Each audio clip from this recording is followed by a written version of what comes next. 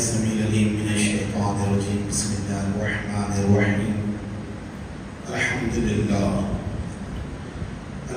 لله رب العالمين والعاقبة للمتقين والصلاة والسلام على أشرف الأنبياء والمرسلين وعلى آله الطيبين الطاهرين وأصحابه الأكرمين وأولياء أمته أجمعين أما بعد.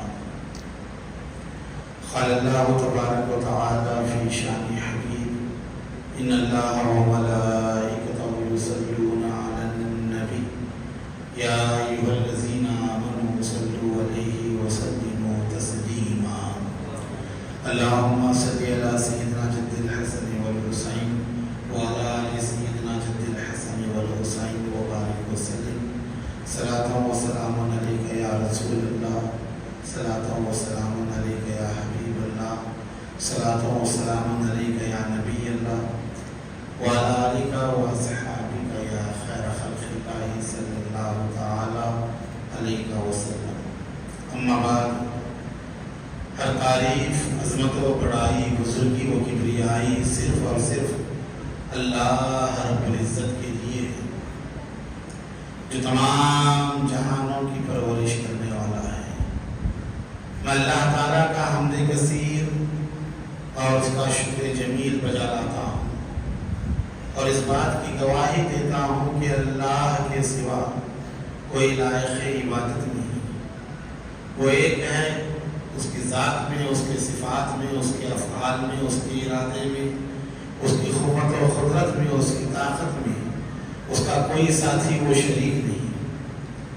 اور اس بات کی گواہی دیتا ہوں کہ ہمارے اور آپ کے آقا و مولا، دونوں جہاں کے مالک و مختار، گلشن ہستی کے اولی فصل بہار، آقائے نامدار، مکی سردار و مدنی تاجدار، حماسیوں کی کفیل، صاحب جبرائیل، ساقی کوثر و سلسبیل، فخر آدم و بنی آدم، نور مجسم سرور عالم، حضور پر نور شافع یوم النشور، حضرت سیدنا و مولانا ابو القاسم محمد مصطفیٰ احمد مجتبیٰ محمود مرتضیٰ صلی اللہ علیہ وآلہ وسلم، اللہ تعالیٰ کے آخری رسول، اس کے برگزیدہ بندے اور تمام عالمین کے سردار ہیں۔ اللہ تعالیٰ حضور پر، حضور کی آل اولاد، صحابہ کرام، اہل بیت اور اولیاء امت پر صبح قیامت تک بکثرت درود و سلام بھیجتا رہے، رحمتیں، برکتیں نازل فرماتا رہے۔ آئیے عقیدت و محبت کے ساتھ ہم اپنے آقا و مولا حضور کریم رؤوف رحیم صلی اللہ علیہ وسلم کی بارگاہ بے کس پناہ میں اظہار محبت اور اظہار عقیدت و نسبت غلامی کا اظہار کرتے ہوئے دل کی گہرائیوں سے مکین گنبد خضرا کا تصور لیے ہوئے ایک مرتبہ درود پاک کا نذرانہ پیش کریں۔ پڑھیے درود پاک، اللہم صلی علی سیدنا و مولانا محمد و علی آل سیدنا و مولانا محمد مبارک وسلم، صلاۃ و سلام علیک یا رسول اللہ و علی آلک و اصحابک یا حبیب اللہ صلی اللہ تعالی علیہ وسلم۔ برادران اسلام، یہ اللہ رب العزت کا بڑا فضل و کرم اور احسان عظیم ہے کہ اللہ نے ہمیں انسان بنایا اور مسلمانوں میں پیدا فرمایا، اور اس پر کرم یہ کہ اللہ رب العزت نے ہمیں ضلالت سے، گمراہی سے، تمام چیزوں سے بچایا اور عقیدہ اہل سنت و جماعت پر اللہ نے ہمیں رکھا۔ ہمارا عقیدہ، ہمارا راستہ وہی ہے جو اکابرین امت کا تھا۔ اس کے بارے میں کہا، بندے پروردگارم امت احمد نبی دوستدار چار یارم تابع اولاد علی مذہب حنفی دارم ملت حضرت خلیل خاک پائے غوث اعظم زید سایہ ہند الولی کہ میں اللہ کا بندہ ہوں، اللہ میرا رب میرا پروردگار ہے اور حضرت محمد مصطفیٰ صلی اللہ علیہ وسلم کا امتی ہوں، وہ میرے نبی ہیں، میرے رسول ہیں، اور میں چار یاروں سے خلفائے راشدین سے محبت رکھتا ہوں، عقیدت رکھتا ہوں، دوست رکھتا ہوں، ان کو چاہتا ہوں، اور علی مرتضیٰ اور سیدہ کائنات بی بی فاطمہ الزہرا سلام اللہ تعالیٰ علیہ کی جو اولاد امجاد ہیں، میں ان کا غلام ہوں، ان کے تابع ہوں۔ خاک پائے غوث اعظم اور غوث اعظم کی پیروں کی جو مٹی ہے وہ میرے لیے سرمے کی طرح ہے، اور زید سایہ ہند الولی، اور میں حضرت خواجہ خواجگاں خواجہ معین الدین چشتی عطائے رسول غریب نواز ہند الولی کی ولایت کے سائے میں ہوں، ان کے زیر سایہ ہوں۔ برادران اسلام، کربلا، واقعہ کربلا، سانحہ کربلا، شہادت کربلا کیوں ہوا، کس لیے ہوا، کس نے کیا، کیسے کیا، اس عنوان پر اسلام کی 1400 سالہ تاریخ میں ہزاروں کتابیں لکھی گئیں، لاکھوں رسالے تصنیف ہوئے، کروڑوں بیانات ہوئے، بے شمار تقریریں ہوئی، اور ہو رہی ہیں اور ہوتی جائیں۔ واقعہ کربلا وہ واقعہ ہے بلا شبہ حضور کی سیرت کے بعد، رسول اللہ صلی اللہ علیہ وسلم کی سیرت کے بعد جس کو سب سے زیادہ پڑھا گیا، جس کو سب سے زیادہ بیان کیا گیا، تو واقعہ کربلا ہے، اس میں کوئی شک و شبہ نہیں۔ کربلا تو نظریات کی جنگ ہے، حق و باطل کی جنگ ہے، کربلا ایمان اور منافقت کے درمیان جنگ ہے۔ واقعہ کربلا سے پہلے ہمیں اہل بیت کی عظمت کو سمجھنا ہے۔ جو مارے گئے کون تھے کربلا میں؟ جنہیں جانوروں کی طرح بے رحمی کے ساتھ، بے دردی کے ساتھ کاٹا گیا، گاجر مولی کی طرح جن کے گلوں کو کاٹ دیا گیا،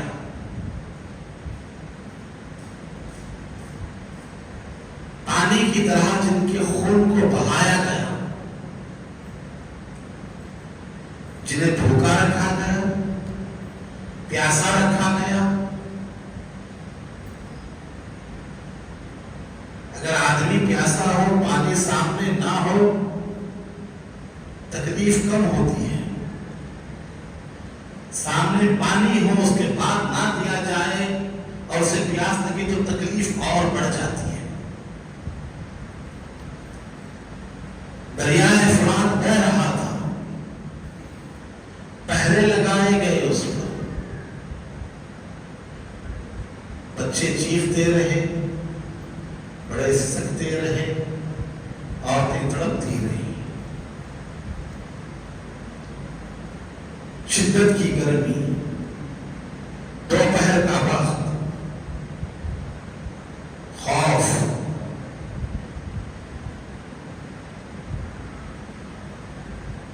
ہراساں کا عالم۔ ایسے وقت میں کیا گزری ہوگی ان لوگوں پر؟ کوئی عام آدمی نہیں تھے، وہ لوگ تھے جن کا گھرانہ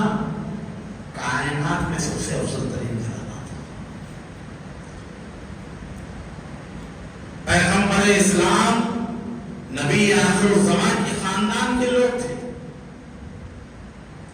جنہیں اتنی مصیبتیں دی گئی. 1400 سال کا وہ پیش ہوتے ہیں، چند سال گزر جائیں گے تو 1400 سال مکمل ہو کے کربلا کے سن 61 ہجری میں واقعہ پیش آیا. اب 45 ہجری چل رہی ہے اور 20 سال کے بعد مکمل ہو جائے گا 1400 سال. ایک عرصہ گزر گیا. آج بھی آپ بیٹھے ہوئے ہیں، ہم بھی بیٹھے ہوئے یاد منا رہے ہیں.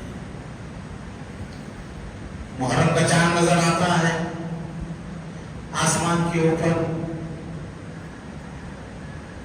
حضور کے گھرانے سے چاہنے والے، محبت رکھنے والوں کی آنکھیں نم ہو جاتی ہیں. جلسے کیے جاتے ہیں، یاد منائی جاتی ہے.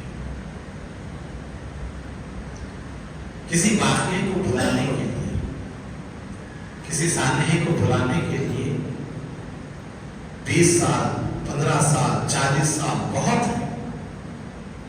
لوگ بھلا دیتے ہیں اس کے بعد. کتنا بھی بڑا واقعہ، کتنی بڑی بھی جنگ ہو، ہزاروں لوگ مر جائیں، لاکھوں لوگ شہید ہو جائیں، پانی کی طرح خون بھی بہے، بھلانے کے لیے کتنا وقت چاہیے. سقوط بغداد کا واقعہ آج کس کو معلوم ہے سقوط بغداد کسے کہتے ہیں؟ ہلاکو خان چنگیز خان نے عالمی اسلام کو تہس نہس کر کے رکھ دیا. فرات و دجلہ کا پانی خون بن گیا، کشتوں کے کشتے لگ گئے، پل تعمیر ہو گئے لاشوں کے. اتنی لاشیں گری. اسلامی پورا ذخیرہ لٹریچر جو بغداد کی سرزمین پر تھا وہ سب دریا میں ڈال دیا گیا. دریا کا پانی تبدیل ہو گیا اور سیاہی بن گیا.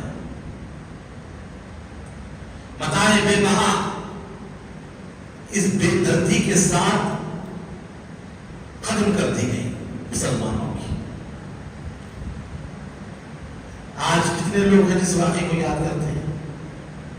کتنوں کو معلوم ہے؟ نوجوان اس کو جانتی بھی نہیں.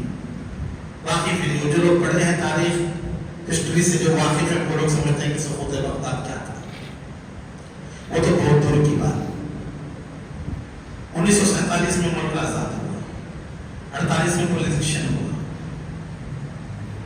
ہمارے والدین، ہمارے بڑے جب بیان کرتے پولیس ایکشن کے بارے میں تو آنکھوں سے آنسو آتے ہیں. گولیاں بھر گئی تھی لاشوں سے.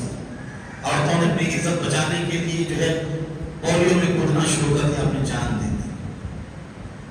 پولیس ایکشن میں حیدرآباد میں کوئی بھی نہیں ہوا. حیدرآباد کے اطراف اطراف جو اسداد ہیں وہاں تباہی و بربادی ہے. گاؤں گاؤں میں مارا گیا، خصومتیں نکالی گئی، دشمنیاں نکالی گئی، قتل غارت کی گئی. میرے حقیقی دادا حضرت سالار شیخ رحمۃ اللہ علیہ اسی واقعے میں جو ہے چلے گئے. تعصب کی بنا پر مارا گیا، مسلمان نہیں.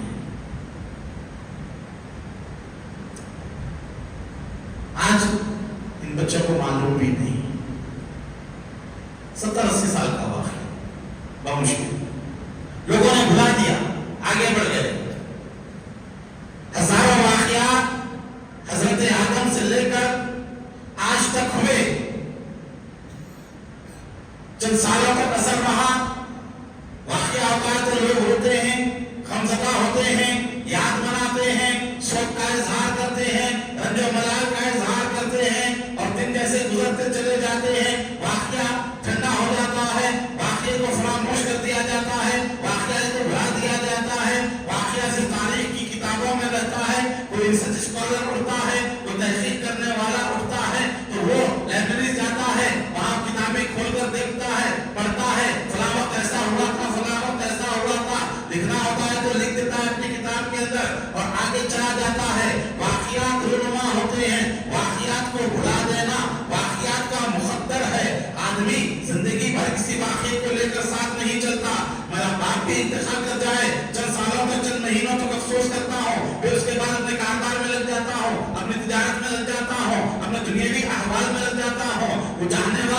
جس نے اپنی پوری زندگی میرے لیے لگائی ہو، میری ماں جس نے مجھے بچپن سے جوانی تک جو ہے دیکھ بھال کی ہو، اس کا انتقال ہوتا ہے، چند دن غم مناتے ہیں، اس کے بعد چلے جاتے ہیں، گھر میں نوجوان بیٹا انتقال کر جاتا ہے، چند مہینے تک روتے ہیں یا افسوس کا اظہار کرتے ہیں، طبیعت بیمار ہوتی ہے، نڈھال ہو جاتے ہیں، پھر اس کے بعد جیسے جیسے وقت چلا جاتا ہے واقعات فراموش کر دیا جاتا ہے، واقعات بھلا دیا جاتا ہے، پھر کہتے ہیں کہ فلاں تاریخ کو انتقال ہوا تھا، سال میں ایک دفعہ جاتے ہیں، خبر پر پھول چڑھاتے ہیں، دعا کرتے ہیں مغفرت کی، آ جاتے ہیں گھر میں جو ہے اہتمام کرتے ہیں سالانہ فاتحہ کا، وہ بھی چند سال چلتا ہے، اس کے بعد نہ سالانہ فاتحہ ہوتی ہے نہ ان کی یاد ہوتی ہے۔ ہمارے دادا ہمارے پردادا کا انتخاب کب ہوا ہمیں خود نہیں معلوم، ان کی خبریں کہاں ہیں ہمیں خود نہیں معلوم، آج ہم ان کے نام سے خود فاتحہ نہیں پڑھتے، تاریخ معلوم بھی نہیں ہے، ہمارے والد کے دادا کہاں ہیں، ان کے دادا کہاں ہیں، بلا دیا جاتا ہے۔ بڑے سے بڑا صدمہ ہو، بڑے سے بڑا واقعہ ہو، بڑے سے بڑا حادثہ ہو، ہزاروں لاکھوں لوگ بھی مر جائیں تو لوگ بلاتے ہیں اور آگے چلے جاتے ہیں، مگر کیا بات ہے میرے بھائی، 1400 سال کا عرصہ گزرا، واقعہ کربلا کو تاریخ بلا نہ سکی، واقعہ کربلا کو انسان بلا نہ سکے، واقعہ کربلا کو مسلمان بلا نہ سکے، واقعہ کربلا کو امت بلا نہ سکی۔ ارے امت تو امت ہے، امت دعوت جسے کہا جاتا ہے، وہ لوگ جو کفر میں بھی لگے ہوئے ہیں، وہ لوگ بھی حسین کی یاد مناتے ہیں، وہ لوگ بھی حسین کا نام لیتے ہیں، وہ لوگ بھی حسین کا جھنڈا اٹھاتے ہیں، وہ لوگ بھی محرم کا اہتمام کرتے ہیں، جنہیں آپ غیر مسلم کہتے ہیں، ان کے گھروں میں بھی دیکھیں آپ محرم کا اہتمام ہوتا ہے، کیا تعلق ہے ان کا، کیا ربط ہے ان کو، کیا نسبت ہے، نہ وہ حسین کے مذہب سے ہیں، نہ حسین کے عقیدے پہ ہیں، نہ حسین کے جو ہے مسلک پہ ہیں، نہ حسین کے طریقے پر ہیں، وہ بھی غم منا رہے ہیں۔ جھانسی کی رانی کے علاقے میں چلے جائیں یا جھانسی میں چلے جائیں، وہاں بھی آج بھی جو ہے پولیس تھانے میں جو ہے علم بیٹھتے ہیں اور سرکاری طور پر اعزازات ہوتے ہیں اور تمام مراسم ادا کیے جاتے ہیں اور غیر مسلم تمام کام دیتے ہیں، ہزاروں امام باڑے بنے ہوئے ہیں۔ بات یہ لگانے یا علم بٹھانے نہیں بٹھانے کی میں نہیں کہہ رہا ہوں، علم جائز ہے علی رسول نہیں بتا رہا ہوں میں آپ کو، بلا لحاظ مذہب و ملت آج بھی حسین کی یاد منائی جاتی ہے، کربلا کے واقعے کو یاد کیا جاتا ہے، کیوں یاد کیا جاتا ہے؟ ایک واقعہ، ایک جنگ چند گھنٹوں کی تھی، ایک دن بھی نہ چلی جائے، آدھا دن کے قریب، ظہر سے اثر تک قصہ تمام ہو گیا، 72 چاہنے والے 30 اہل بیت کے لوگ کربلا کی سرزمین پر شہید ہو گئے، مختصر سی جنگ، مغرب سے پہلے تمام ختم، شام غریبہ شروع ہو گئی، اثر کے وقت سے جو ہے پورے شام غریبہ کا معاملہ شروع ہو جاتا ہے۔ چند گھنٹوں کی جنگ تھی، چند لوگوں نے لڑی تھی، بڑی فوج نہیں گئی تھی، لاکھوں لوگ قتل نہیں ہوئے تھے، کروڑوں شہید نہیں ہوئے تھے، چند لوگ شہید ہوئے تھے، لیکن کیا بات ہے آج تک اس واقعے کو لے کر بیٹھے ہوئے ہیں، آج تک جو ہے احتجاج کر رہے ہیں، کہہ رہے ہیں کہ یزید کا اقدام غلط تھا، یزید نے غلط کیا، یزید جابر تھا، یزید فاسق تھا، تمام چیزیں بیان کی جا رہی ہیں، حسین حق پر تھے۔ آج تک کسی کی یہ ہمت نہ ہوئی، وہ جو حسین کے معاملے میں اختلافات کرتے ہیں سنت کے عقائد سے، ان کو بھی آج تک بولنے کی ہمت نہ ہوئی کہ حسین باطل پر تھا یا حسین حق پر نہ تھا۔ وہ لوگ بھی یہ مانتے ہیں کہ حسین حق پر تھے، حسین سچائی پر تھے، اس کے باوجود بھی آج بھی حضرت امام حسین کی یاد منائی جاتی ہے۔ وجہ کیا ہے؟ ایک واقعہ ہوتا ہے اتفاقی واقعہ، سونامی آ گئی، ہزاروں لاکھوں لوگ متاثر ہو گئے، سیلاب آ گیا، کئی لوگ مر گئے، ناگہانی واقعات ہو جاتے ہیں، حادثات ہو جاتے ہیں، اچانک رونما واقعات ہو جاتے ہیں، لوگ افسوس کرتے ہیں، آنسو بہاتے ہیں، بھول جاتے ہیں۔ اتفاقی حادثہ، اتفاقی واقعہ ہوتا ہے، اور ایک وہ واقعہ ہوتا ہے، ایک جب وہ جنگ ہوتی ہے جو اتفاقی نہیں ہوتی، اس کے پیچھے مقصد ہوتا ہے، اس کے پیچھے عزائم ہوتے ہیں، اس کے پیچھے بہت بڑا مقصد چھپا ہوا ہوتا ہے، اس مقصد کو رکھتے ہوئے لڑتے ہیں، ایک مقصد کے تحت اختلاف ہوتا ہے، ایک مقصد کے تحت لڑائی جاتی ہے، جس مقصد کے لیے جو چیز حاصل کرنے کے لیے جو چل لڑی جائے گی، جب تک وہ چیز رہے گی اس کو یاد کرتے رہے۔ تلنگانہ نہیں بنا تھا، ہنگامے ہوتے تھے، سالوں سے ہوتے تھے، یہ تو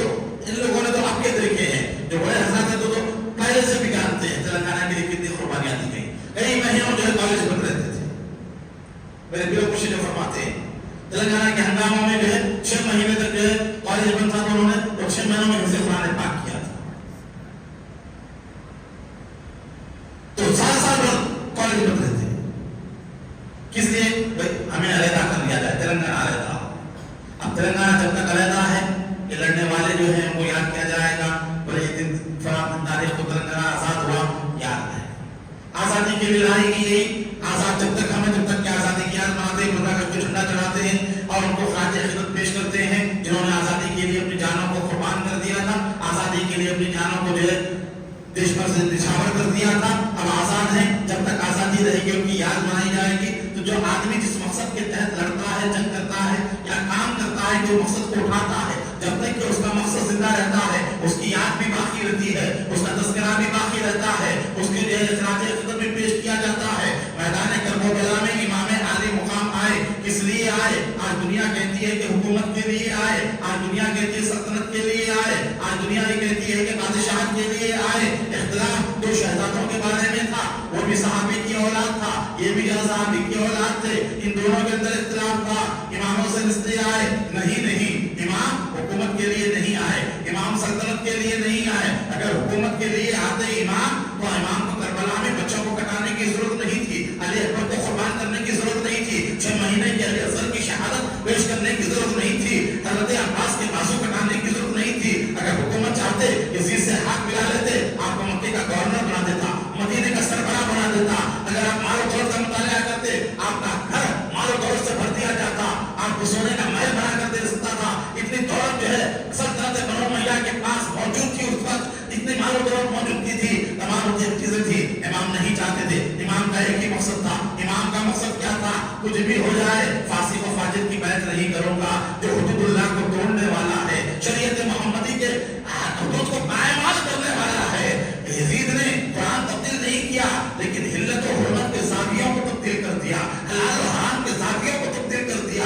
ایسے وقت میں امام علی مقام نے دیکھا کہ اب کوئی اٹھے نہ اٹھے، جس پیغمبر نے اسلام لایا ہے، جس نبی نے دین لایا ہے، اس کے نواسے کی یہ سوچ تھی کہ اب مجھے اٹھنا ہے، میرے نانا جان کے دین کو بچانا ہے. اس دین کو جس کے لیے نانا جان نے 23 سال تک قربانی دی، وہ دین جس کے لیے نانا جان نے طائف میں پتھر کھائے، وہ دین جس کے لیے عہد کے اندر دندان مبارک شہید کر دیے گئے، وہ دین جس کے لیے امیر حمزہ کا کلیجہ چرتا ہوا دیکھا گیا، وہ دین جس کے لیے صحابہ کی قربانیاں ہوئی، وہ دین جس کے لیے بلال حبشی نے کوڑے کھائے، وہ دین جس کے لیے آپ نے آپ کو آگ پر ڈال دیا، وہ دین جس کے لیے حضرت یاسر کی والدہ، حضرت عمار کی والدہ یاسر کی بیوی سمیہ نے اپنی قربانی کو پیش کی، وہ دین جس کے لیے حضرت سیدنا عمار بن یاسر کے والد نے اپنے آپ کو قربان کر دیا. ہزاروں شہادتوں کے بعد جو دین پہنچا، مکمل ہوا، اس دین کو بچانا مقصد امام حسین کا تھا. حسین کربلا میں اپنے آپ کو بچانے کے لیے نہیں گئے تھے، جان بچانے کے ہزاروں راستے موجود تھے کربلا میں، اس کے باوجود امام نے اپنی جان نہیں بچائی. امام کا مقصد تھا اسلام بچانا. امام نے اپنے پورے اہل بیت کو کٹا کر، 72 ساتھیوں کو کٹا کر، اپنی قربانی راہ حق میں پیش کر کر، اپنا خون دے کر، امام نے حسین نے اسلام کو بچایا ہے، امام نے اسلام کو بچایا ہے.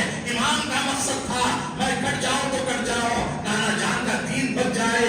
امام نے اپنے خون کی قربانی سے مصطفیٰ کے دین کو بچایا.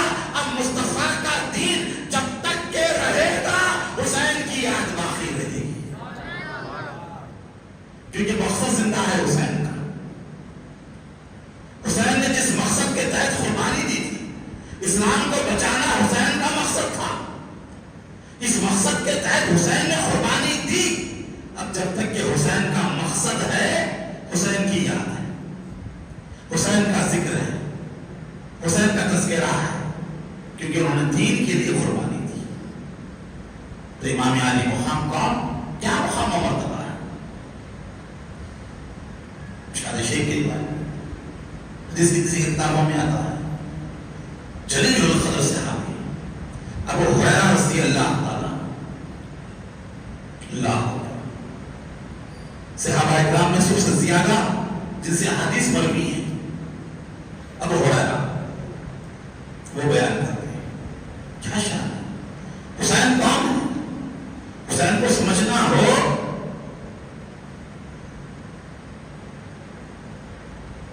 اگر حسین کو جاننا ہو حسین کے نانا کی نسبت کو دیکھو تب حسین سمجھ میں آئیں گے.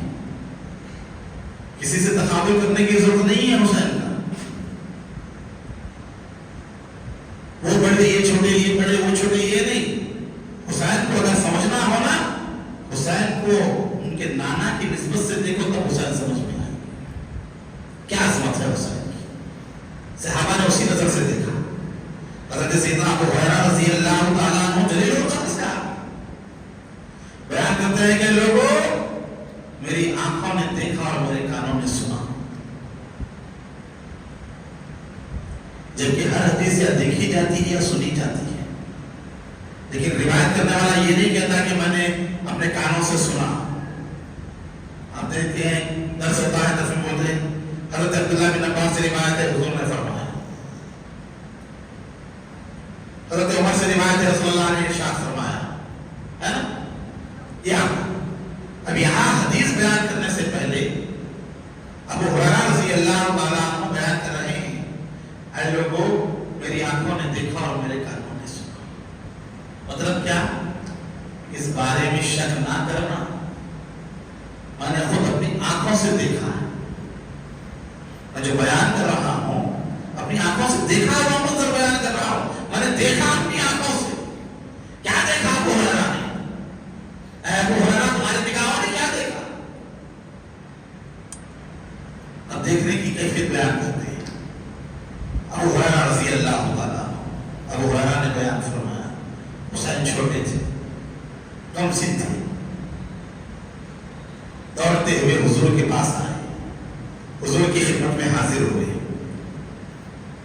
حضور پاک صلی اللہ علیہ وسلم نے اپنی دونوں انگلیاں حسین کو یہ بتانا بھی ادبی ہے سمجھانے کے لیے بتا رہا ہوں. انگلیاں نہیں جیسے بچوں کو دیتے ہیں آپ انگلیاں پکڑنے کے لیے. ابو ہریرہ بیان کرتے ہیں کہ حسین نے انگلیوں کو تھام لیا. یہ دیکھ رہے ہیں اے سننے والے شک نہ کرنا میری آنکھوں نے دیکھا ہے. حسین نے تھام لی. حضور نے حسین کو اپنے پیروں پر قدم مبارک پر رکھا. حضور کے قدم مبارک تھے. حضور کے دونوں قدموں پر امام حسین کے قدم تھے. حضور نے کہا حسین اوپر آ. ننھے ننھے قدموں سے حسین چڑھ گئے جسم مصطفیٰ سرکار کے جسم اقدس پر. چڑھتے چڑھتے کمر تک آئے.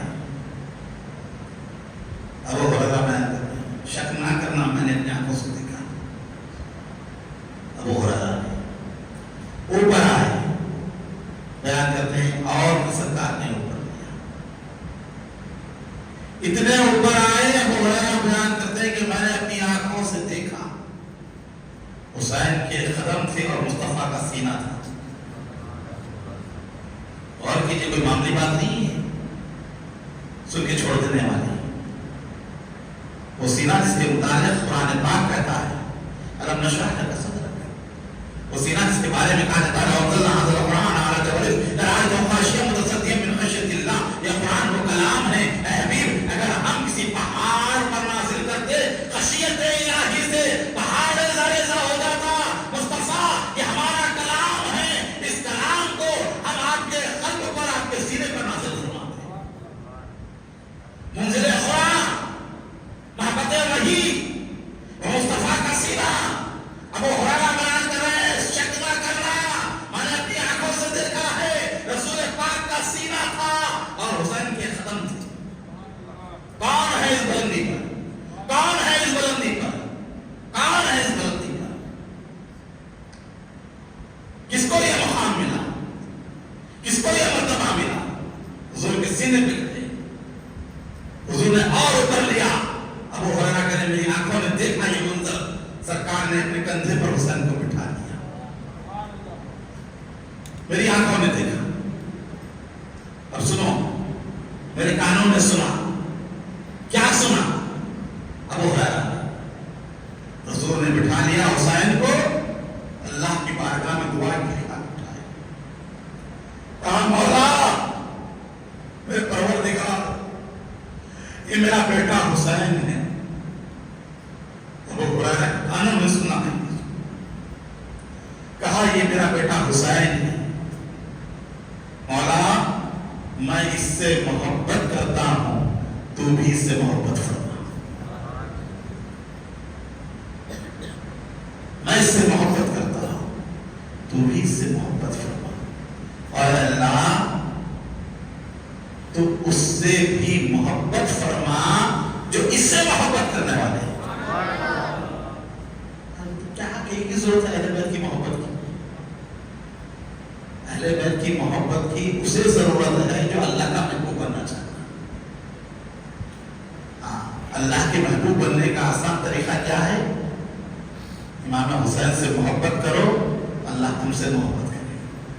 حضور نے دعا کی ہے اللہ جو اس سے محبت کرے، حسین سے محبت کرے، تو اسے اپنا محبوب بنا دے۔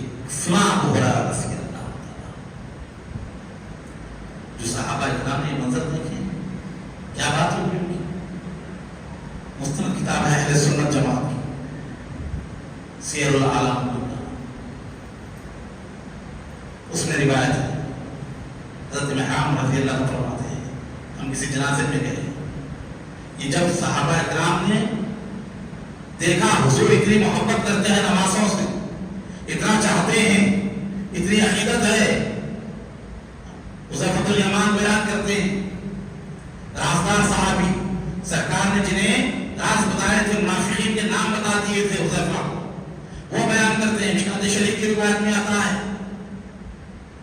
ہر بدر سے بڑی کی کتاب، حذیفہ الیمان بیان فرماتے کہ میری ماں نے مجھ سے کہا اے حذیفہ کافی دن ہو گئے تو حضور کی خدمت میں نہیں گئے، تو حذیفہ نے کہا ٹھیک ہے اما جان آج رات چلا جاؤں گا۔ تو حذیفہ الیمان کی والدہ نے کہا کہ حذیفہ حضور کی بارگاہ میں جانا اپنے لیے اور میرے لیے مغفرت کی دعا کروانا۔ کہا ٹھیک، گئے مغرب کی نماز میں پہنچے، حضور نماز ادا فرمائے، بیٹھے تھے، نماز کے بعد عشاء کا وقت آیا، عشاء کی نماز ادا ہوئی، آخر سے ہوتی تھی، عشاء کی نماز ہونے کے بعد سرکار نماز سے فارغ ہوئے، مسجد سے نکلے، سرکار جا رہے ہیں کاشانہ نبوت کی طرف، اندھیرا ہے، سرکار سامنے ہی، رسول اللہ سامنے ہی، حضرت حذیفہ پیچھے پیچھے آ رہے ہیں، سرکار تھوڑی دور چلے، چلنے کے بعد سرکار ٹہر گئے، ٹہرنے کے بعد فرمایا کون؟ حذیفہ، کون؟ حذیفہ، عرض کی ہاں یا رسول اللہ صلی اللہ علیہ وسلم، حذیفہ حاضر خدمت ہوں، رک گئے، فرمایا حذیفہ کیا چاہتا ہے اللہ تیری اور تیری ماں کی مغفرت کرے؟ کیا چاہتا ہے اللہ تیری اور تیری ماں کی مغفرت کرے؟ کیا چاہتا ہے؟ بات کہاں ہوئی تھی؟ بات گھر میں ہوئی تھی، بات کس کے درمیان ہوئی تھی؟ ماں اور بیٹے کے درمیان ہوئی تھی، تمام چیزیں وہاں گھر میں ہوئی تھی، یہاں کہہ رہے ہیں آقا کریم صلی اللہ علیہ وسلم کیا چاہتا ہے؟ ماں کیا مانتا ہے اللہ تیری اور تیری ماں کی مغفرت کرے؟ عرض کیا رسول اللہ جو مانگنے آیا تھا وہ تو دے دیا، جس کا سوال لے کر آیا تھا، ماں نے جس کے بجایا تھا جا کر دعا کروانا اپنے لیے اپنی ماں کے لیے، وہ تو آپ نے کہتی زبان مبارک سے ارشاد فرما دیا۔ کہا ہاں حذیفہ سن، آج کی خبر راز کی بات بتاتا ہوں، آج راز کی بات کیا ہوئی؟ کہا یا رسول اللہ ارشاد فرما، کہا سنو حذیفہ آج آسمان سے ایک فرشتہ آیا جو آج سے پہلے کبھی نہیں آیا تھا، پہلی مرتبہ اللہ کی بارگاہ میں اجازت حاصل کر کے میری بارگاہ میں سلام پیش کرنے کے لیے آیا، اللہ نے اجازت دی، وہ فرشتہ آج رات میرے پاس آیا، اور آنے کے بعد اس نے کہا یا رسول اللہ میرا سلام قبول کیجیے، میں نے جواب دیا، اس کے بعد فرشتہ نے کہا یا رسول اللہ مبارک ہو آپ کو، خوشخبری ہے آپ کے لیے. اس فرشتے حضور بیان کر رہے ہیں آج رات یہ واقعہ ہوا جو میں ہی جانتا ہوں، کسی کو نہیں معلوم. کہا فرشتے نے یا رسول اللہ مبارک ہو، خوشخبری ہو آپ کو، آپ کی بیٹی سیدہ فاطمہ زہرا تمام جنتی عورتوں کی سردار ہے. اس کے بعد فرشتے نے عرض کیا یا رسول اللہ پھر مبارک ہو آپ کو، دوسری خوشخبری آپ کے لیے ہے، آپ کے دونوں نواسے حسن و حسین تمام جنتی نوجوانوں کے سردار بنا دیے گئے. تو اندازہ لگائیں جتنی نمازیں پڑھ رہے ہیں، جتنے روزے رکھ رہے ہیں، جتنی عبادتیں کر رہے ہیں، اس کا صلہ کیا ہے؟ آخر میں جنت میں ہی جائیں گے نا. جس جنت میں جائیں گے وہاں کے سردار کون ہوں گے؟ حسن و حسین. ایسی سردار یہ شاہ. ابو ہریرہ رضی اللہ عنہ فرماتے ہیں میں حضور کو دیکھتا، حضور صلی اللہ علیہ وسلم امام حسین کے لعاب دہن کو، ہماری زبان میں جسے جھوٹ کہتے ہیں منہ کا پانی، امام حسین کے لعاب دہن کو حضور صلی اللہ علیہ وسلم اس طرح چوستے جیسے تم میں سے کوئی کھجور کو چوستا ہے. اتنی محبت. صحابی رسول بیان کرتے ہیں کہ میں حضور کے ساتھ جا رہا تھا، امام حسین بچوں کے ساتھ کھیل رہے تھے، سرکار انہیں پکڑنے کے لیے گئے، کبھی وہ ادھر چلے جاتے کبھی ادھر چلے جاتے، آتے نہیں تھے ہاتھ کو. بچپنے کی شوقیاں تھیں، بچپنے کا مزاج تھا، جیسے بچے بھاگتے ہیں، آپ کسی بچے کو لینا چاہتے ہیں تو بچہ ادھر ادھر بھاگ جاتا ہے، آتا نہیں ہاتھ میں، تو کبھی ادھر چلے جاتے کبھی ادھر چلے جاتے، پھر بھی حضور آیا پیچھے شان رسالت کے ساتھ. سرکار جا رہے ہیں، تھوڑی دیر گزری، آخر حضور نے حسین کو پکڑ لیا. وہ بیان کرتے ہیں صحابی رسول سرکار نے حسین کو اپنے سینے سے لگایا اور امام حسین کے زیر زخم کیا، یہ ٹھوڑی کے نیچے کا حصہ، حلق اور ٹھوڑی کے درمیان کا جو حصہ ہوتا ہے، حضور نے اپنے لبے مبارک وہاں پر رکھے. امام حسین کو اٹھا کر ٹھوڑی کے نیچے پوسا دیا حضور نے. پھر اس کے بعد سرکار نے فرمایا حسین مجھ سے ہے اور میں حسین سے. اے اللہ جو حسین سے محبت کرے تو اس سے محبت کرے، اور فرمایا جس نے حسین سے محبت کی احب اللہ من احب حسین، اس نے اللہ سے محبت کی. تو ایسے واقعات حضرت عمر بن خطاب رضی اللہ تعالیٰ عنہ، میں گیا حضور کے پاس، سرکار مدینہ صلی اللہ علیہ وسلم کے پاس ضد کر رہے تھے امام حسن امام حسین، کہا کہ ہمیں بھی اونٹوں کی سواری چاہیے.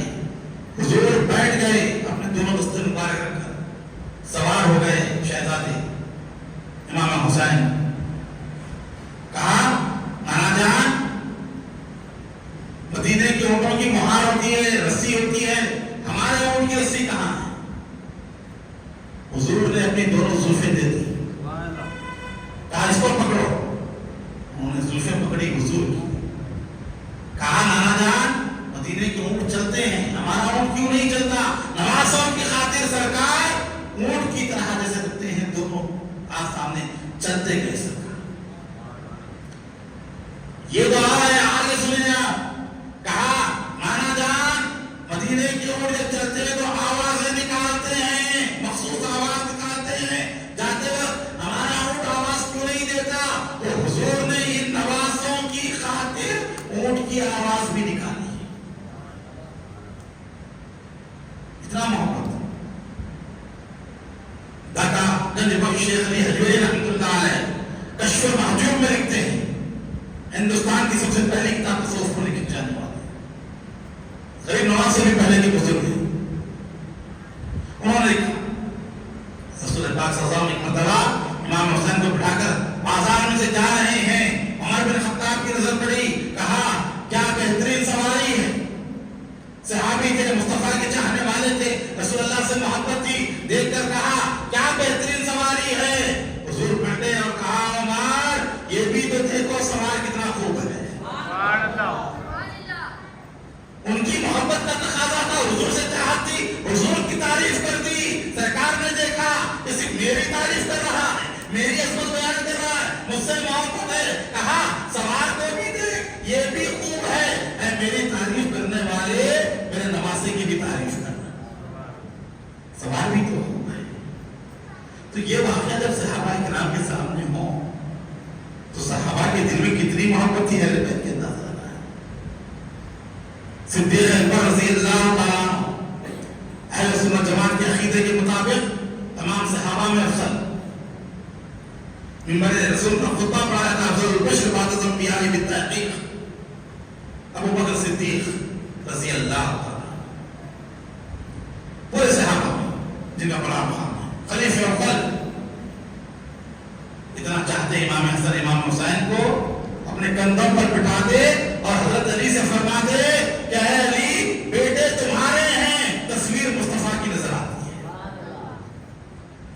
امام حسین جب کبھی ملتے آپ گلے میں اٹھا لیتے اور کہتے حسین اگر کسی چیز کی ضرورت ہو تو مجھ سے بیان کر دینا، اگر مجھ سے بیان نہیں کرنا چاہتے اپنی نانی عائشہ صدیقہ سے بیان کر دینا، وہ مجھ سے بیان کرے گی، میں تمام کام کر دوں گا تمہاری ضرورت کی. بعض دفعے ملتے خود اپنی طرف سے پیسے نکال کر امام حسین کے جیب میں ڈالتے، کہتے بیٹا اسے لے جاؤ اور اپنی ضروریات میں خرچ کرو. یہ محبت صدیق کی. اس کے بعد صحابہ پورے صحابہ میں دوسرا مقام عمر بن خطاب رضی اللہ تعالیٰ. صحابہ کا عمل دیکھیں، صحابہ نے کیا کیا. صحابہ نے بتایا ہے آج ہم اہل بیت سے محبت کرتے ہیں، یہ محبت کے انداز ہمیں صحابہ نے سکھائے ہیں. صحابہ نے محبت کر کے بتایا اہل بیت سے کہ اہل بیت سے ایسی محبت و عقیدت ہو. عمر بن خطاب بیٹھے ہوئے منبر رسول پر، امام حسین آئے دوڑتے ہوئے، پکڑ کر کہا کہ اتریے میرے نانا کے منبر سے. یہ تو نانا کا منبر ہے، میرے بچے تھے چھوٹے. کہا اتریے میرے نانا کے منبر سے. عمر بن خطاب کو کہہ رہے ہیں جس کے نام سے قیصر اور کسریٰ کی طاقتیں گھبرا جاتی تھی، بادشاہ وقت جس سے ڈرتے تھے. عمر بن خطاب ناراض نہیں ہوئے. یہ کیا کہہ رہے ہو؟ کیا کہا صاحبزادے منبر تو آپ کے نانا کا ہے اور عمر آپ کے نانا کا خادم ہے، اس لیے بیٹھا اٹھایا اور منبر پر بٹھایا. امام فرماتے ہیں وہ خطبہ دے رہے تھے، وہ بیان کر رہے تھے منبر پر، اور میرے پاس کنکریاں پڑی ہوئی تھی، میں ان کنکریوں سے کھیل رہا تھا منبر پر بیٹھ کر. بڑی سیڑھی جو ہوتی سب سے اوپر وہاں کھیل رہا تھا. یہاں تک کہ خطبہ ختم ہوا. عمر بن خطاب رئیس الاصحاب مزین المنبر والمسجد والمحراب الناطق بالصدق والصواب. عمر بن خطاب سے دنیا میں حاضر تھا. تمام صحابہ مرید رسول ہیں اور عمر مراد رسول ہے. اور ہمارے سنت کی بات مشہور روایت ہے، رسول اللہ نے فرمایا میرے بعد اگر کوئی نبی ہوتے تو عمر ہوتے. عمر جس راستے سے گزرتے ہیں شیطان اپنا راستہ تبدیل کر دیتا ہے، اور فرمایا بلا شبہ میں نگاہ نبوت سے دیکھتا ہوں انسانوں کے شیطان اور جناتوں کے شیطان دونوں میرے عمر کے نام سے بھاگتے ہیں. وہ عمر بن خطاب کیا شان ہے، جانشین رسول ہے، خلیفہ دوم ہے، منبر پر بیٹھے ہوئے ہیں. حسین بیٹھے میں بچپنے کا زمانہ کھیل رہے ہیں. جب بیان ختم ہوا شہزادے کو اٹھائے اپنے کاندھے پر اٹھا کر لے کر آئے اور دروازے پر چھوڑا سیدہ کے اور کہا کہ کتنا اچھا ہوا آپ میرے پاس آتے تھے. جب تھوڑے بڑے ہوئے مدائن سطح ہوا عمر بن خطاب کے دور میں بہت سارا ہمارے غنیمت آیا. جو واقعہ ہے وہ میں آپ کو بتانا صحیح واقعہ. عام طور پہ لوگ کھیل کھیلنے کا واقعہ لوگ بیان کرتے ہیں، بڑے بڑے مفسرین نے بیان کیا ہے۔ عمر بن خطاب کی بیٹی کے ساتھ جو ہے امام حسین کھیلتے تھے جو ہے بحث ہو گئی، جہاں تو میرا غلام تیرے باپ میرا غلام، اس طرح واقعہ بیان کرتے ہیں۔ جبکہ عبداللہ بن عمر اور امام حسین کی عمر میں جو ہے بہت بڑا فرق ہے۔ جب ایمان لائے، اسلام قبول کیا، عبداللہ بن عمر 13 سال عمر تھی، اپنے والد صاحب کے ساتھ اسلام قبول کیا۔ امام حسین پیدا ہوئے 5 ہجری میں، تب اندازہ رکھا کتنا بڑا فرق ہے۔ بولتے تھے چلی بھی یہ روایت، لوگ سنتے بھی ہیں، بابا بھی کرتے ہیں، لیکن حقیقی واقعہ جو ہے وہ کھیلنے کا واقعہ نہیں، وہ تو کافی بڑے تھے۔ 25-30 سال کا آدمی جو ہے 5 سال کے 7 سال کے 7 بچے کے ساتھ سنیے تو یاد رکھیے، مدائن سے پار ہوا، مال غنیمت آیا، امام عمر بن خطاب نے دسترخوان بچھا دیا جائے، دسترخوان بچھا دیا گیا، بے انتہا مال و دولت رکھا ہوا ہے، غنیمت کی پوری لائن لگی ہوئی ہے صحابہ کرام کی، پورے ٹھہرے ہوئے ہیں۔ آج مال غنیمت تقسیم ہونے والا ہے، ہر کسی کو آنے والا ہے حصہ۔ سب سے پہلے امام حسن آئے، کہا امیر المومنین اللہ آپ کو برکت فرما دے، آپ مجھے حصہ دے اس میں سے۔ آپ نے 1000 درہم دیے امام حسن۔ اس کے بعد امام حسین تشریف لائے، کہا امیر المومنین مجھے میرا حصہ دے، آپ نے 1000 درہم دیے امام حسین۔ ان دونوں کے رہنے کے بعد ان کے پیچھے عبداللہ بن عمر امیر المومنین کے صاحبزادے، فاروق اعظم کے صاحبزادے، وہ آئے، کہا امیر المومنین مجھے میرا حصہ عنایت کیا۔ عمر بن خطاب میں 500 درہم دی۔ دیکھیں آپ، فطری بات ہے، سامنے جو لوگ ہیں ان کو 1000 دیا گیا اور پیچھے والے کو 500 دیا۔ اب وہاں تو بیکار کی تھی، جو چاہے بول سکتے تھے، پابندی نہیں تھی۔ حضرت فاروق اعظم فرماتے میں اس آدمی کو دوست رکھتا ہوں جو میرے عیب مجھ پر ظاہر کرتے ہیں۔ آج تو ہم برا مانتے ہیں نا، کوئی ہمارا عیب کرتا ہے، ہم اسی کو چاہتے ہیں جو ہماری جی حضوری کرتا ہے، ہمارے لیے اچھے الفاظ کہتا ہے، ہم سے محبت کا اظہار کرتا ہے، جو ہمارے خلاف ہوتا ہے، ہماری برائی بیان کرتا ہے، ہماری کوتاہیوں کو نکالتا ہے، ہم اسے برا مانتے ہیں، لگاتے نہیں، بولے مخالف ہے، بولے یہ ہمارا۔ عمر بن خطاب فرماتے ہیں میں اس آدمی سے محبت کرتا ہوں جو مجھے میرے عیبوں سے آگاہ کرنے والا، تاکہ میری اصلاح ہو جائے۔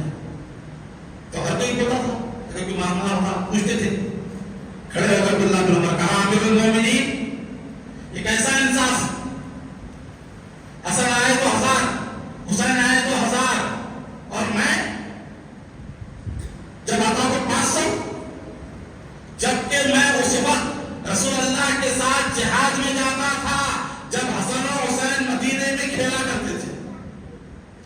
دلیل دے رہے ہیں، میں اس وقت جہاد میں جاتا تھا جب حسن اور حسین مدینے کی گلیوں میں کھیلا کرتے تھے۔ میں نے حضور کے ساتھ جہاد کیا ہے، خلفاء راشدین کے ساتھ جہاد کیا، صدیق اکبر کے ساتھ گیا ہوں، اور آپ مجھے کم دے رہے ہیں۔ فاروق اعظم سننا تھا، چہرہ سرخ ہو گیا، جلال آیا، چہرہ سرخ ہوتا ہے، اور فرماتے ہیں کہ عبداللہ کیا کہہ رہا ہے، غور کر، کہاں حسن و حسین اور کہاں تو، کس منہ سے دعویٰ کر رہا ہے حسن و حسین کی برابری کا، انہیں جتنے دیے جائیں تجھے بھی اتنے دیے جائیں، انہیں 1000 دیا گیا تمہیں بھی 1000 دیا جائے۔ سن، اگر 1000 دلا لینا چاہتا ہے جا اور حسنین کریمین کے ماں باپ کی طرح ماں باپ لے کر، ان کے نانا نانی کی طرح نانا نانی لے کر، ان کے ماموں اور خالہ کی طرح ماموں اور خالہ لے کر، ان کے چچا اور پھوپھی کی طرح چچا اور پھوپھی لے کر، پھر کہنا مجھے بھی اتنا حصہ۔ بلا شبہ ان کے والد بابو علی مرتضیٰ شیر خدا ہے، ان کی والدہ رسول اللہ کی بیٹی سیدہ فاطمہ الزہرا ہے، ان کی خالائیں حضور پاک صلی اللہ علیہ وسلم کی صاحبزادیاں Bibi Bibi Zainab, Bibi Bibi Ruqayya, Bibi Bibi Umm Kulsum ہیں، ان کے ماموں حضور کے بیٹے حضرت قاسم، حضرت عبداللہ، حضرت ابراہیم ہیں، ان کے چچا جعفر طیار رضی اللہ تعالیٰ عنہ ہیں، ان کی پھوپھی ام ہانی رضی اللہ تعالیٰ عنہ ہیں۔ اس طرح کا خاندان لے کر آنا، پھر سوال کرنا کہ مجھے بھی اتنے دو۔ یہ واقعہ ہوا، مسجد نبوی میں دونوں شہزادوں نے بھی دیکھا. جانے کے بعد اپنے والد صاحب حضرت علی کو سنایا کہ ایسا واقعہ ہوا, مسجد میں ایسا معاملہ پیش آیا. عمر بن خطاب کے دربار میں جب سنا مولا کائنات امیر المومنین والمومنات سیدنا علی بن ابی طالب کرم اللہ تعالی وجہ کریم نے تو کہا کیوں نہ ہو, عمر بن خطاب اہل جنت کا چراغ ہے, سراج اہل جنہ. یہ بات ہوتے ہوتے حضرت عمر تک پہنچی. حضرت علی نے عمر کے بارے میں ایسے کہا کہ عمر بن خطاب جنتی لوگوں کا چراغ ہے. فوراً وہ آئے اپنے خاص دوستوں کو لے کر حضرت علی کے دروازے پر دستک دی. مولا کائنات نے کہا کیا بات ہے عمر, کیسے آتا ہوں؟ کہا میں نے ایسا لوگوں سے سنا ہے, آپ نے میرے متعلق یہ بات کہی ہے کہ میں جنتیوں کا چراغ ہوں, سراج اہل جنہ ہوں, یہ سچ ہے؟ اب علی نے کہا ہاں یہ سچ ہے, میں نے رسول اللہ کی زبان سے سنا ہے کہ عمر بن خطاب جنتیوں کا چراغ ہے. تو کہا کہ آپ نہیں کر دیں گے اس کو, کیا آپ نے سنا ہے؟ کہا کہ ہاں. مولا کائنات نے خرم دیا اور خرم لے کر تحریر فرمایا.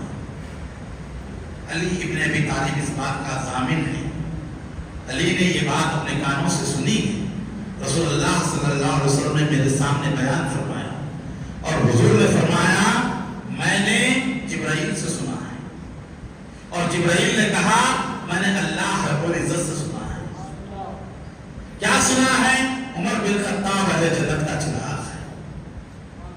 یہ دیکھ کر آپ دے دیتے ہیں.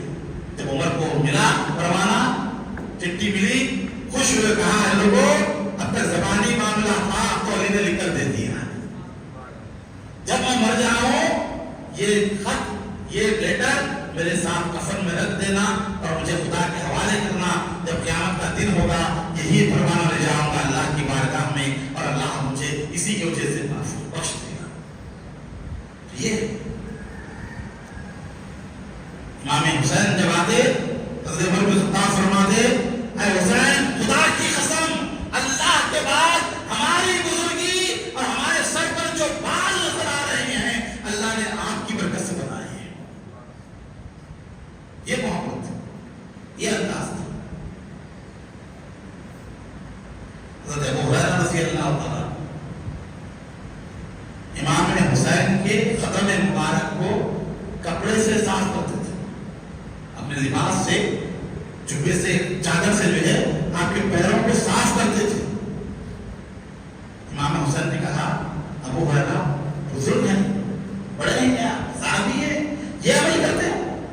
تو ابو ہریرہ رضی اللہ عنہ فرماتے ہیں کہ امام لوگوں کو وہ فضائل وہ باتیں معلوم ہوتی ہیں آپ کے متعلق جو مجھے معلوم ہے. میں تو جانتا ہوں اگر لوگوں کو معلوم ہوتا ان خدموں کو لوگ زمین پر رکھنے لاتے تھے, سب کو اٹھا کر. یہ شان ہے, یہ مقام اللہ نے طرف. عبداللہ بن عمر خانہ کعبہ کا دروازہ پکڑ کر فرماتے ہیں خدا کی قسم جب حسین جب داخل ہوئے حرم کے اندر تمام لوگ بیٹھے ہوئے تھے عبداللہ بن عمر کے ساتھ, تو انہوں نے کہا خدا کی قسم آج پوری دنیا والوں میں اللہ کے پاس آسمان والوں کے نزدیک سب سے عظمت و عزت والا شخص ہے تو وہ حسین ابن علی ہے. تو یہ اہل بیت کی شانیوں کا مقام ہے. حضور پاک صلی اللہ علیہ وسلم نے منبر مبارک پر بیٹھ کر ارشاد فرمایا, امام حسن امام حسن دونوں تھے, سرکار نے دونوں کے سروں پر ہاتھ رکھ کے اپنے دستے مبارک کو کیا فرمایا جس نے مجھ سے ان دونوں کے ماں باپ سے محبت رکھی کل قیامت کے دن میرے ساتھ جنت میں ہوگا. اور فرمایا میری امت مجھے میری ماں کے پیٹ میں بتائی گئی. میں جب ماں کے پیٹ میں تھا میں نے اپنی امت کو دیکھا, میری امت مجھے اپنی ماں کے پیٹ میں بتائی گئی. لوگ گاؤ در جاؤ آ رہے تھے, یہاں تک کہ میں نے دیکھا جھنڈے لے کر علی کے چاہنے والے جو جا رہے تھے, تو میں نے علی اور علی کے چاہنے والوں کے لیے مغفرت کی دعا کی. تو یہ شان غیبت تھا. سرکار مدینہ صلی اللہ علیہ وسلم نے بے شمار مقامات پر ان کی عظمت, ان کی بزرگی, ان کی شان کو بیان فرمایا. یہ اہل بیت اطہار کا مہینہ ہے، ان کی شہادتوں کا مہینہ ہے۔ 10 محرم ہمارے لیے بڑی اہمیت جو ہے تاریخ ہے۔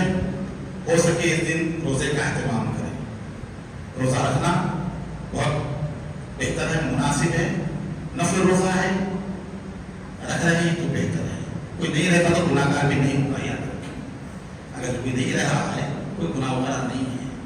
آج کل کیا ہے، لوگ جو ہے شربت بند کر دو، نیاز بند کر دو، لنگر بند کر دو، اس کے مقابلے میں کبھی نہیں روزہ رکھنا، یہ کھا رہے پی رہے ہیں، تو اگر کوئی کھا رہا ہے پی رہا ہے کوئی گناہ گار نہیں ہے۔ ہاں محرم 10 محرم، لیکن روزے کی آڑ میں ان چیزوں کو بند کرانا یہ مناسب نہیں۔ آپ روزہ ضرور روزہ رکھیے، جو نہیں رہ رہا ہے کھاتا کون ہے، جو نہیں رہا وہ کھائے گا، روزہ تو کھائے گا ہی۔ تو اس طرح جو نہیں رہنے والے ہیں ان کے لیے سبیل کا اہتمام، شربت کا اہتمام، اس دن کھلانے کا اہتمام ان کی اظہار ثواب کی نیت سے ضرور کرنا چاہیے۔ بے انتہا اس کے جو ہے فائدے ہیں، بزرگوں کا طریقہ ہے۔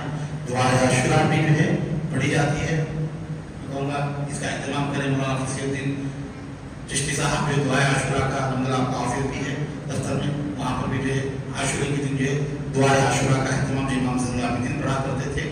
1 سال تک جو ہے بیمار زندگی کا ہے، حادثات کی موت سے بچ جاتا ہے۔ اور تو مشرف جہانگیر سمدانی فرماتے ہیں میں نے مشرق سے لے کر مغرب تک ہزاروں مشائخین کی خدمت کی ہے، ہر ایک کی خدمت میں گیا ہوں۔ جب 10 محرم ہوتا جتنے مشائخین کے پاس میں گیا سب اپنے اپنے حلقے کے لوگوں کو بلاتے اور دعائے عاشورہ پڑھواتے۔ بزرگوں کا معمول ہے، تو دعائے عاشورہ پڑھیں، اس ثواب کا جتنا بھی ہو سکے آپ اہتمام کریں اور اہل بیت اطہار کا ذکر کریں، اور کچھ نہ ہو کم سے کم شربت تقسیم کریں۔ اس کی بے انتہا احادیث میں فضیلت ہے۔ اس آدمی کا یا رسول اللہ میرے گناہ زیادہ ہے کیا کروں، حضور نے فرمایا پانی پلاؤ لوگوں کو۔ تو پانی پلانا جب ثواب ہے، شربت پلانا کا درجے والا ثواب ہے، اس کا اہتمام کرنا، تو اس کا جو ہے اہتمام کریں۔ اور عاشورے کے دن لہو لعاب سے بچیں، تماشوں میں جانے سے، کھیل کود میں جانے سے، میلوں میں جانے سے، اس سے جو ہے احتیاط کرنی چاہیے۔ بہت سارے حضرات ہوتے ہیں، ہماری مائیں بہنیں اکثر ہوتی ہیں، نکل جاتی ہیں جلوس دیکھنے کے لیے یا جو دیگر مقامات پر جہاں پر جو میلے لگتے ہیں، لوگ پھرتے ہیں، گھومتے ہیں، ان چیزوں سے حد تر امکان بچتے رہیں۔ یہ غم کا دن ہے، آج رسول پر غم کے پہاڑ ٹوٹے ہیں، ان کی یاد منائیں۔ یاد منانے کا بہترین طریقہ یہ ہے ان کا ذکر کیا جائے، ان کی بارگاہ میں اظہار ثواب پہنچایا جائے۔ کھانے کا اہتمام یا شربت کا اہتمام یہ وہ چیزیں ہیں جس پر تمام صوفیاء متفق ہیں، باقی چیزوں میں اختلاف ہے لیکن اس پر متفق ہے۔ نظر و نیاز کا اہتمام ہو اور ذکر امام حسین ہو، دعائے عاشورہ پڑھی جائے، اور جہاں تک ہو ہم اہل بیت کا تذکرہ کریں، اپنے گھروں میں بھی اس کا اہتمام کریں۔ بہت ساری تفصیلات ہیں واقعہ کربلا کی، اہل بیت کی شان کیا ہے، عظمت کیا ہے۔ الحمدللہ جو ہے پرسوں رات میں شب جمعہ میں جو ہے کتاب کا رسم اجرا ہوا ہے، الحمدللہ خود باتیں کربلا ہے۔ اس میں جو 12 تقاریر، 12 خطابات ہیں، احادیث مبارکہ، صرف احادیث مبارکہ اور قرآن کی آیت ہے۔ اس میں جو 80% احادیث اور قرآن کی آیت اس کتاب میں لکھی ہوئی ہے، اور پورے حوالوں کے ساتھ اہل سنت جماعت کی معتبر کتابوں میں۔ آج لوگ بیان نہیں کرتے فضیلت اہل بیت کیا ہے، عظمت اہل بیت کیا ہے، اس میں بخل کرتے ہیں، جس کی وجہ سے آج ہماری نوجوان نسل شرک کی طرف مائل ہو رہی ہے، رافضیت کی طرف جا رہی ہے۔ آج دیکھیں آپ 80% اسٹیٹس جو ہمارے لوگ لگاتے ہیں وہ شیعوں کے پڑھے ہوئے ہیں، شیعوں کے بیانوں کی وہ لگا رہے ہیں آج ہمارا معاملہ ہے۔ تو ہمیں احتیاط کرنی چاہیے۔ یہ ہمارے اہل سنت جماعت کی کتب سے جو ہے دی ہوئی روایتیں ہیں، اور آپ پڑھیں گے پنجتن پاک کیا ہیں، اہل بیت کون ہیں، اور اہل بیت میں کتنے لوگ شامل ہیں، پوری تحقیق کے ساتھ اس میں جو لکھا گیا ہے۔ اور اس کے بعد جو ہے شہادت، اور امام حسین کی شہادت کی انفرادیت کیوں ہے، ایک بڑا عنوان ہے یہ۔ لوگ کہتے ہیں کہ ہزاروں لوگ شہید ہوئے، ان کو چھوڑ کر ان کی یاد کیوں منا رہے ہیں؟ اسلام کے لیے یہی قربانیاں ہوئی ہیں، امام کی شہادت کی کیا خصوصیت ہے؟ تو اس میں جو ہے سید الشہداء، شہادت عظمیٰ اور سید الشہداء، یہ خصوصی چیپٹر ہے کہ حسین کی شہادت کی اہمیت کیا ہے، کیوں اتنا چرچا ہے؟ اس کی خصوصیت کیا ہے؟ اس کے سیر حاصل گفتگو جو ہے اس کے اندر کی گئی ہے. ہر اہل سنت کے گھر میں اس کتاب کا رہنا ضروری ہے تاکہ اس کے ایمان و عقیدے کی حفاظت ہو. تو آپ ضرور اس کو حاصل کریں. صرف 100 روپے اس کا جو ہے ہدیہ ہے. آپ ضرور پڑھیں, اپنے دوست احباب تک پہنچائیں. عاشورے کے موقع پر اپنے خاندان کے لوگوں کو بھی تحفے میں آپ دیں تاکہ اسلامی لٹریچر پھیلے. احادیث مبارکہ کی روشنی میں صحیح روایات, اہل بیت کی شان, مجدد پاک کی عظمت, امام حسین کی شان و شان کیا ہے, تمام چیزیں جو ہے معلوم ہوں. اس کے لیے آپ ضرور ضرور ہے یہ جلسے کے بعد کتاب حاصل کریں. الحمدللہ بڑا پیارا کام ہو رہا ہے, درس کا سلسلہ چل رہا ہے ہمیشہ. اب مجھے آج خاص طور پر عزیز القدر مولانا محترم حضرت فصیح الدین چشتی صاحب نے یاد کیا اور کہا کہ آپ کو تشریف لانا ہے. ان کی پرخلوص دعوت پر میں آپ اسلام کی خدمت میں جو ہے حاضر ہو رہا ہوں. الحمدللہ عمار بن یاسر رضی اللہ تعالیٰ عظیم المرتبہ صاحب اولین صحابہ میں جب اسلام شروع ہوا سابقون الاولون جنہیں کہا جاتا ہے ان میں شمار ہے عمار بن یاسر کا.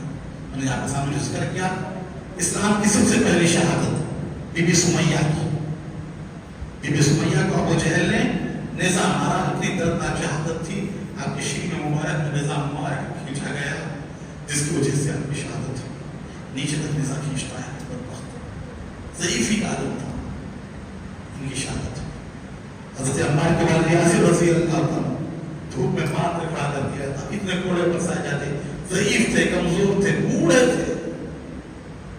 ایسی حالت میں اتنا مارا گیا کہ وہ بھی شہید ہو گئے.